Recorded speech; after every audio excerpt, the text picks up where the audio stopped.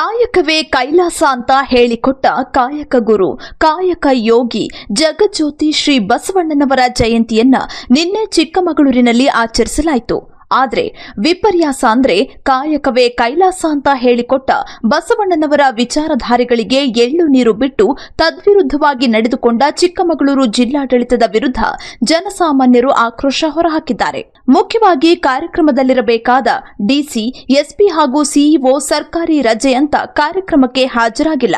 ಇನ್ನು ಹಿರಿಯಕ್ಕನ ಚಾಳಿ ಮನೆ ಮಂದಿಗೆಲ್ಲ ಅನ್ನೋ ಹಾಗೆ ನಮ್ಮ ಡಿಸಿ, ಎಸ್ಪಿ, ಸಿಇಒಗಳೇ ಬಂದಿಲ್ಲ. ನಾವು ಏನಕ್ಕೆ ಹೋಗೋದು ಅಂತ ಅಧಿಕಾರಿಗಳೆಲ್ಲ ಚಕ್ಕರ್ ಹೊಡೆದಿದ್ದಾರೆ. ಅಧಿಕಾರಿಗಳೇ ಬಂದಿಲ್ಲ ಅಂದ್ಮೇಲೆ ಸಭಿಕರು ಬರ್ತಾರಾ? ಚಾನ್ಸೇ ಇಲ್ಲ. ಹಾಗಾಗಿಯೇ ಕಾಯಕ ಯೋಗಿಯ ಕಾರ್ಯಕ್ರಮದಲ್ಲಿ ತುಂಬಿ ತುಳುಕಬೇಕಿದ್ದ ಚೇರ್ಗಳೆಲ್ಲ ಸಂಪೂರ್ಣ ಖಾಲಿ. ಆದರೂ ಖಾಲಿ ಕುರ್ಚಿಗಳಿಗೆ ಚಿಕ್ಕಮಗಳೂರು ಶಾಸಕ ತಮ್ಮಯ್ಯ, ಪರಿಷತ್ ಶಾಸಕ ಸಿಟಿ ರವಿ, ನಗರಾಭಿವೃದ್ಧಿ ಪ್ರಾಧಿಕಾರದ ಅಧ್ಯಕ್ಷ ಎಚ್ಪಿ ಮಂಜೇಗೌಡ ಭಾಷಣ ಮಾಡಬೇಕಾದ ಹೀನಾಯ ಪರಿಸ್ಥಿತಿ ಉದ್ಭವಿಸಿತು. ಶಾಸಕರು, ಜನಪ್ರತಿನಿಧಿಗಳು ಬರ್ತಾರೆ ಅಂದ್ರೂ ಅಧಿಕಾರಿಗಳು ಇಲ್ಲ.